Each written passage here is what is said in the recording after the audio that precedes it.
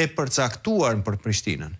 Ajo çfarë mund të ndikoj është tek pjesa e Mitrovicës së Jugut. Po, flasim pak për qytetet kryesore, se pastaj do të flasim edhe për gjithë tablon e politikës në Kosovë, se është pjesë e të gjithës tani. Po.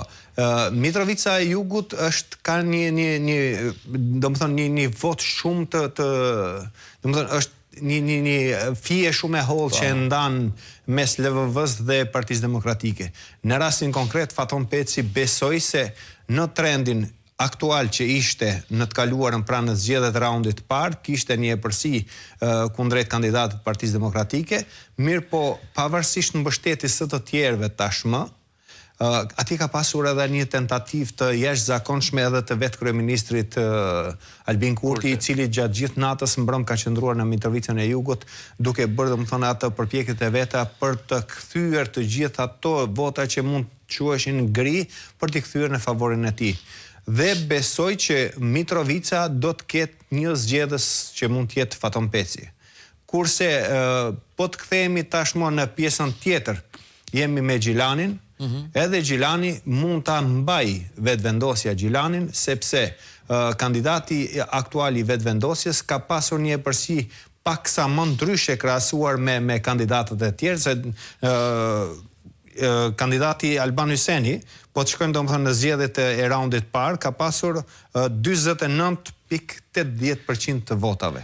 Pra shumë pak është ajo pjesa për të arritur rreth 2%, për të arritur në epërsinë e tij dhe për të bërë kryetar komune, ndërsa kundër kandidati i LDK-s Arber Ismaili ka pasur vetëm 34.20%.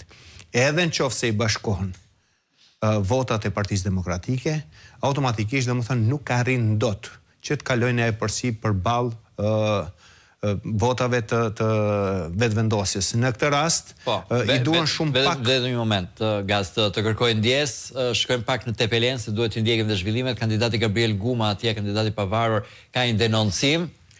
E ndjekim atë dhe rikthehemi. Po, ja kemi Fation Gjina. Zoti Guma, për çfarë u paraqitet pikërisht në këtë qendër votimi? Më kanë ardhur informacione që njerëz të paautorizuar dhe që s'janë fare në Tepelena, po merren me organizimin, me makinat, duke i bërë njerëzit mos të jenë të lirë në zgjedhjet e tyre, sepse ajo që unë kam bëroritur më së shumti është që zgjedhjet të jenë sa më shumë demokratike, jo në këto mekanizma. Por, si gjithmonë, vazhdojmë me të njëjtin rrugtim. Keni identifikuar ndonjë rast, po mblidhni prova apo materiale? Absolutisht. Dhe pse jam këtuja, është që më kanë ardhur informacione, janë përpiluar edhe informacione të tjera në vende të tjera, por këtu në Dhëmblan ka patur konstatime dhe raste plot. Kështu që unë jam njerëz që mbështesin kandidatin rival tuaj? Absolutisht. Absolutisht. Mendoni që janë të organizuar? Janë tepër të organizuar për mekanizma jo demokratike vë. Duke parë pjesëmarrjen në këto zgjedhje deri tani është diku te 22% në gjithë rrethin e Tepelenës. Jeni të kënaqur dhe prisni të ketë një pjesëmarrje të kënaqshme deri në fund? Pjesëmarrja është shumë e mirë. Tepelenësit duhet të vazhdojnë dhe të dalin, të bëjnë zgjedhjen e tyre. Vetëm dilni. Dilni dhe votoni. Faleminderit e juve. Okej, ky ishte denoncimi i kandidatit pavarur Gabriel Guma që ankohet për qendrën e votimit në Dhëmblan për prani të personave atje të paautorizuar. Ne rikthehemi në Kosovë tani, zgjedhjet e Kosovës, jo vetëm për zgjedhjet lokale, por do flasim edhe për gjithë panoramën politike të Kosovës, se janë të gjithë pushtetet gati në ajër, po themi pa vendosur ose në prag skadimit të mandateve. Presidentja, parlamenti, qeveria dhe bashkit e komunat i quajnë ata. E gjithë kupola qeveritare. Çdo gjë.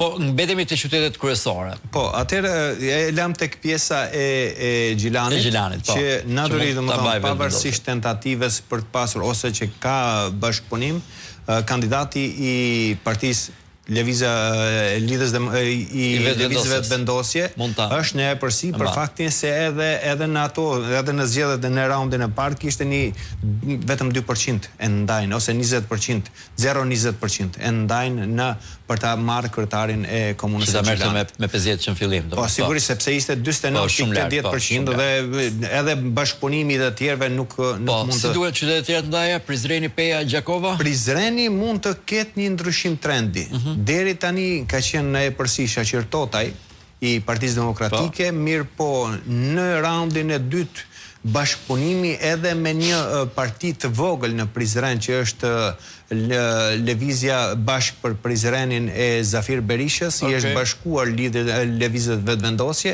dhe natyrisht kjo lëvizje e Zafir Berishës ka goxha vota të mjaftueshme, ka ndoshta për ta kaluar në epërsi Artan Abrashin e